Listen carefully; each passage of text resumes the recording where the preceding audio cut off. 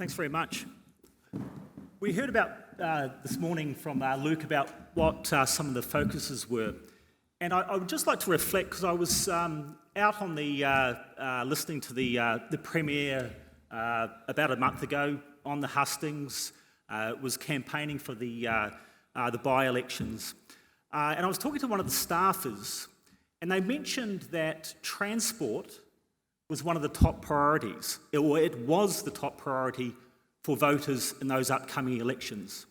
And I guess I just want to ask the Labor leader today whether or not he believes transport is the number one priority as we head towards the 2019 state election. Thanks, Matt.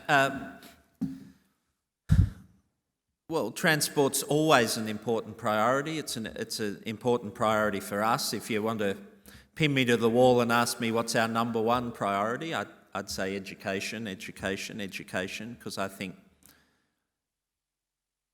I'm a Labor leader who believes in a fair go for all, opportunity for everyone, and I think education is the greatest single driver of opportunity for everyone in our society. But on transport, of course, it's important, and if you want to ask me some questions about our priorities, I'd be very happy to talk about it. Yeah, I guess the reason I raise transport is because we're just eager to actually hear something concrete with regard to Labor's plans on transport. For example, we had last year the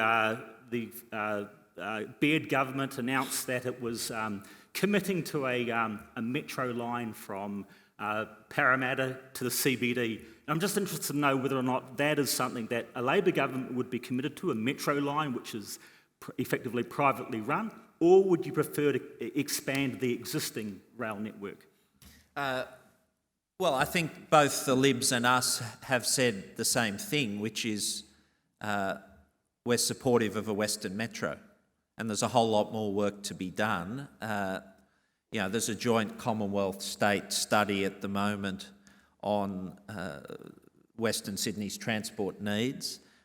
We, like the government, are awaiting that to report in. But I've consistently said I think the single most necessary improvement to public transport capacity in Sydney is boosting capacity between Parramatta and the Sydney CBD. The Western Line's at full capacity now. You have to add to the capacity, and that's why a form of Western Metro, I think it can also tick some other boxes for us. I talked about the revitalisation of the Olympic Peninsula. You have to fix Olympic Park's transport woes. The Bays precinct, Google saying, look, the public transport's just not there. So when you talk about Western Metro, it's about reducing journey times between our two CBDs, Parramatta and Sydney City, which helps everyone living and doing business in Western Sydney.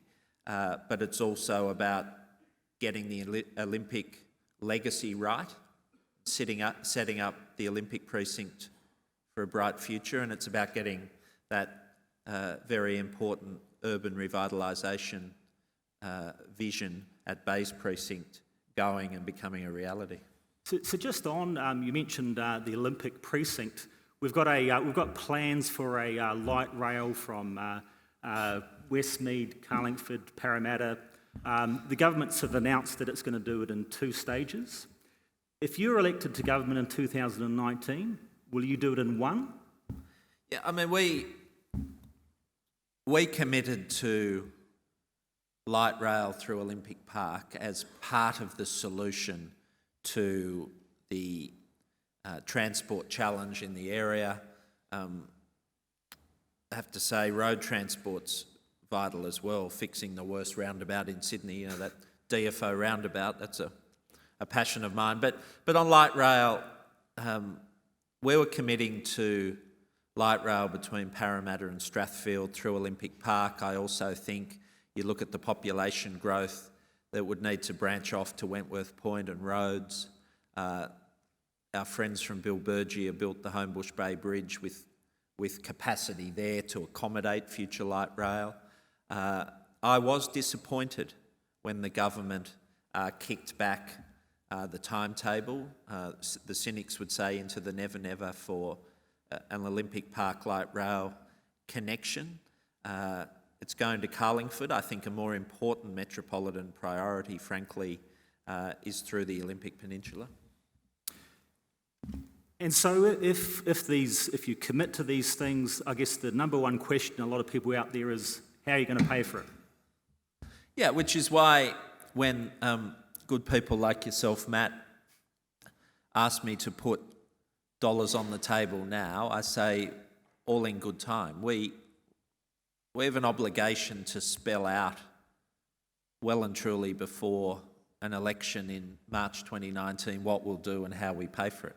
I mean, this is why, on the powerhouse, the easiest thing in the world for me, I got the inner city seats federally are held by Labor members. I got former premiers into me to keep the powerhouse in Ultimo. The easiest thing in the world would have been to just parrot that easy line, keep it there and build a brand new museum in Western Sydney. Well, I'm the fellow who has to say how we're going to pay for it all. And, I was honest enough to say hard decisions have to be made. And, we are waiting for the joint Commonwealth New South Wales study on Western Sydney's transport needs to come in, and then we'll be in a position to finalise detailed policy that will be announced, and it will be costed well and truly in time for an election that's currently 23 months away. One decision that is pending, and I notice we have Sydney Airport here, the CEO Kerry Mather this morning, but Sydney Airport has to make a decision by Monday about whether or not it's going to take up its rights to build and operate the new airport at Western Sydney Airport. I guess one question I have for you would be whether or not you would support Anthony Albanese's position on a curfew-free airport. Okay. Short answer, yes, I'm fully supportive of the federal Labor policy, and I'll spell it out in a second so people are clear what it is. But I was the first member of the New South Wales Parliament to publicly advocate for a Western Sydney airport. I'm pleased it's happening. At the time, the government, the leader of the government in New South Wales was talking about locating Sydney's second airport in Canberra. I'm glad there's bipartisanship at the state and federal level on a Western Sydney airport. What the Sydney Airport Corporation choose to do is a commercial decision for them, and we'll respect that. On flight movements, the federal Labor policy would involve a no-fly zone over residential areas between, I think, 11 and 6 to protect residential areas, but you would be able to fly in over the unpopulated areas, particularly the southwest. I think that strikes a balance between residents' concerns and the necessity for the airport to be a commercial success. And just still on Western Sydney Airport, I mean, what's your favoured option when it comes to a rail link, an extension of the southwest rail link to Badgerys Creek, or a fast rail, or the options in terms of an orbital that was Bill Shorten raised again this week?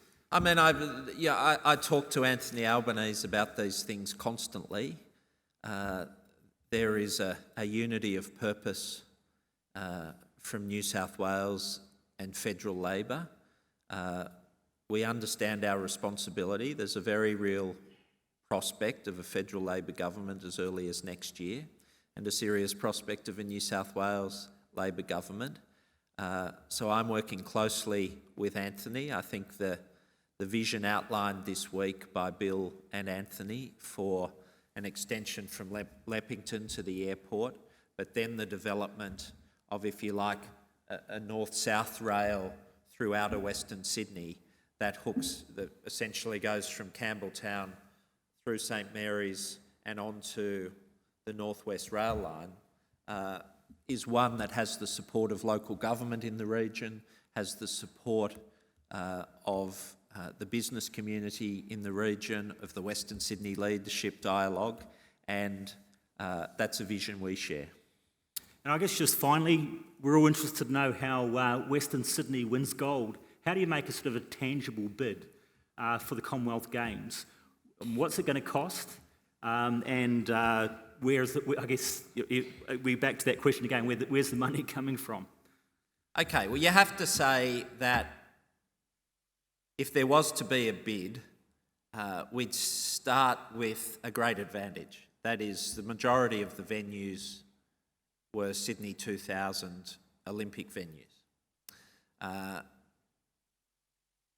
Obviously, you would need to look at an athletes' village. The old athletes' village for Sydney 2000 Newington, I know it well, is now a very nice medium density residential suburb. I think most of the venues are there fit for purpose. There would need to be investment in Spotless Stadium, which at the moment is home to the Greater Western Sydney Giants, the Sydney Thunder for the T20. I know that Cricket Australia would be very keen to host games in the T20 World Cup in 2020, which is coming to Australia in Western Sydney. If Spotless was to be upgraded, it's of course the home of the Royal Easter Show, and the RAS, the Royal Agricultural Society, who are here today as well, have great plans there. So investment in Spotless Stadium would be necessary. You could have your opening and closing ceremonies at ANZ, but given they're turning it into a rectangle, I think the 400 metre and 1500 metre runners wouldn't be keen to run around a rectangle. Times would be pretty slow. So the oval is at Spotless. The upgrade of Parramatta's happening. So if